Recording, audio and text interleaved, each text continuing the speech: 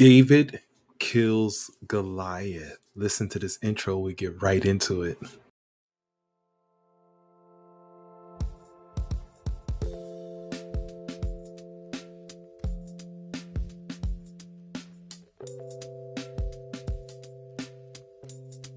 When God gives you that peace, you will rest in his security, his protection, his comfort, his love. What's up, guys? Welcome back to another video. Today we're going to be talking about David kills Goliath, and I am ready. I am ready. Let me tell you something. I ain't even going to say nothing. I am so excited about this. I don't know why when I read this section as I read this story in the Bible, I'm telling you, it makes you want to go outside and bite bricks or something like that. That you can do anything. You get so energized. You get crazy about it. Let's get into this. It might be a little bit longer video because I gotta bring this all in. We gotta bring this all in, but we're gonna break this down. There's so much stuff to learn out of David killing Goliath. Let's get right into this video. I am ready.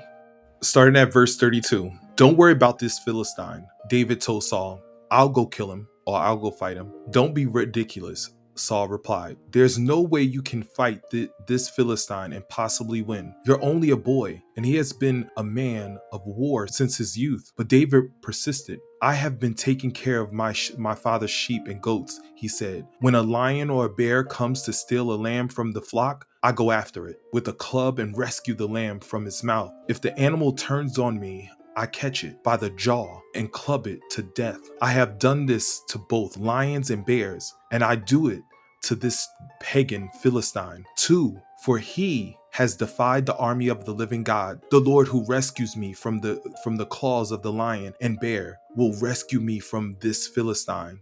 Saul finally consented. All right, go ahead, he said, and may the Lord be with you. Then Saul gave David his own armor, a bronze helmet, and a coat of mail. David put it on, strapped it and sword over it, and took a step or two to see what it was like, for he had never worn such things before. I can't go in this, he protested to Saul. I'm not used to them. So David took them off again.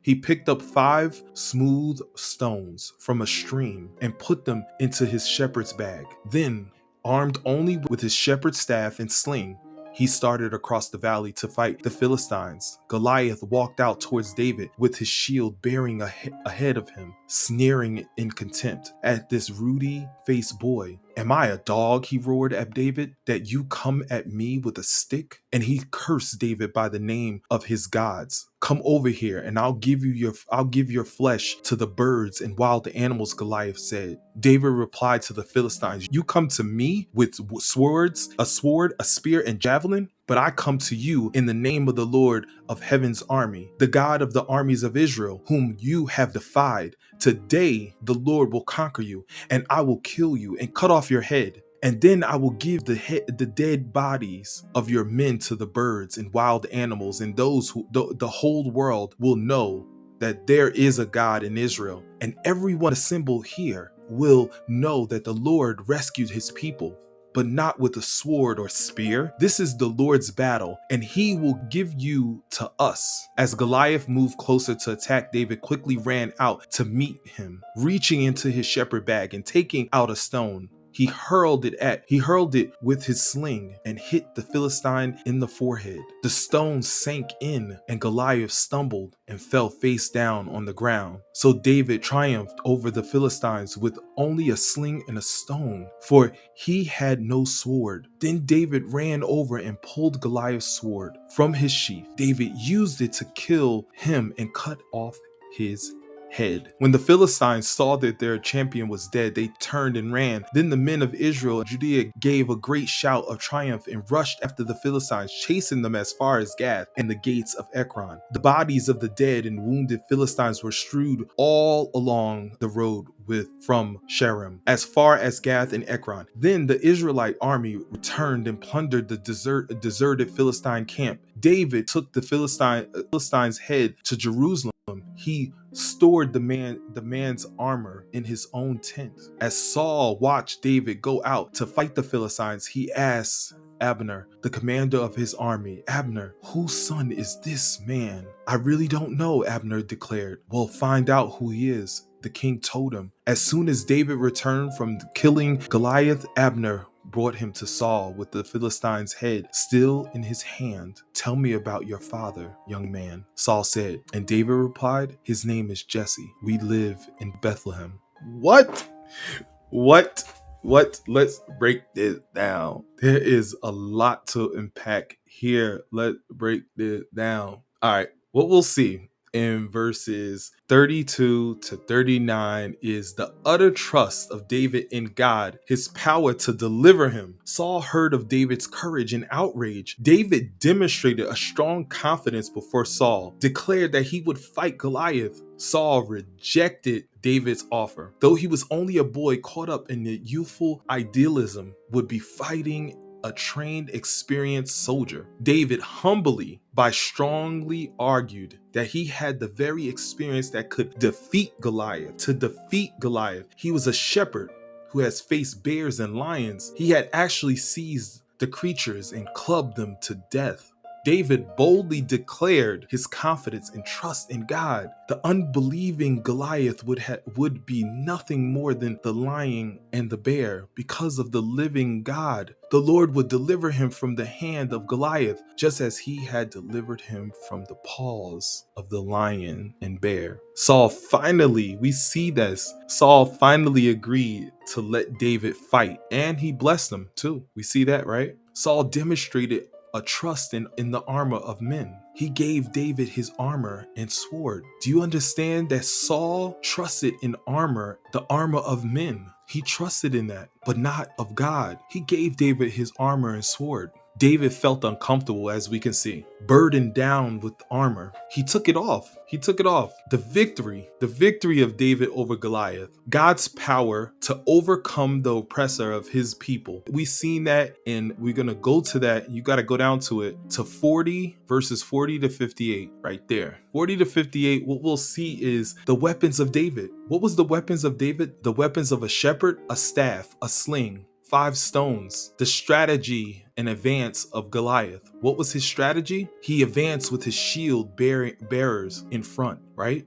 He mocked and ridiculed David because David was only a boy, because David carried only a staff. But here we go. He cursed David by name of his false gods. Now we start to see the spiritual battle. David did not win this battle by his own. You remember back in 16, he was filled when he was anointed. He was filled with the Holy Spirit. The Holy Spirit rested within him. He had direct line of communication with God, and God was directing him the whole way through. How do we know this? Well, let me tell you. When he cursed David by the name of his false gods, he was a pagan. He cursed him. Cursing is a spiritual thing. He cursed him by his false gods. Why do you think when David, he cursed him, he shouted a boastful threat that he would kill David and feed his flesh to the birds and beasts. What was David's strategy? David's strategy in advance of David was he shouted out the difference between himself and Goliath. Goliath trusted in his man-made weapons, but not just his man-made weapons. It wasn't just his man-made weapons, because David brought those things out.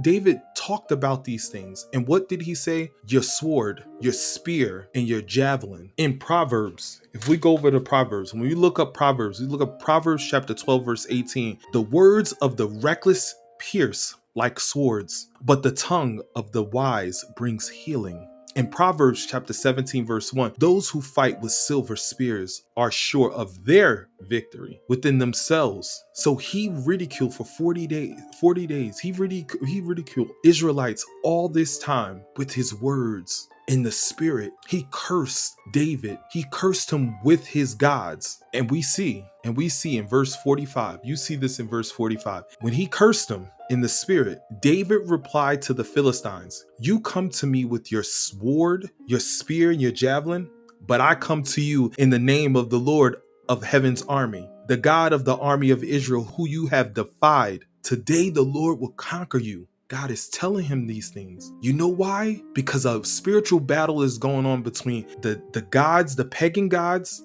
and our God. We see the spiritual battle in the background. I will kill you and cut off your head. God said, wait, I want you to kill him or I want you to cut off his head. And then I will give you the dead bodies of your men to birds and wild animals. And the whole world will know that there is a God of Israel. Then what happened? And everyone assembled here will know that the Lord rescued his people, but not with swords and spears, not with words in the spiritual way and physical weapons that's in Goliath's hand. This is the Lord's battle. This is the Lord's battle. David it was happening and battling in the spiritual. And David it was manifesting in the physical. How do we know? Let's look. The Lord's battle, and he will give you to us. As Goliath moved closer, David quickly ran out to meet him. Reaching into his shepherd bag and taking out a stone, he hurled it with his sling and it hit the Philistine in the forehead. God was definitely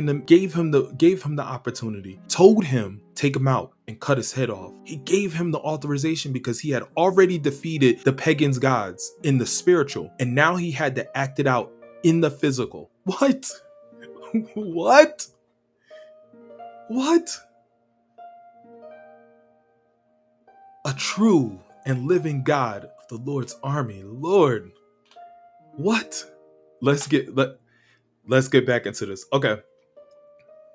So now we go into the strategies of David again. He shouted out in the difference between himself and Goliath. Goliath trusted in his man-made weapons and his spiritual weapons, his curses. David trusted in the Lord Almighty. He shouted out that the victory would be the Lord's. The Lord will enable him to strike Goliath down because God was talking to him. The Lord will give a great victory over the Philistine army. He shouted out the impact upon the whole world that they would know. What would they know? There is a living God. It is not by military might that the Lord saves. It is the Lord himself who gives victory. It is the Lord himself who gives victory. He began to run towards Goliath, zigzagging and maneuvering all around. He rapidly swirled his sling shot with furious, deadly force towards Goliath. The stones sank in the man's forehead. He fell face down. The stunning victory of David over Goliath. David triumphed with just a sling and a stone, without a sword, without words, without a physical sword.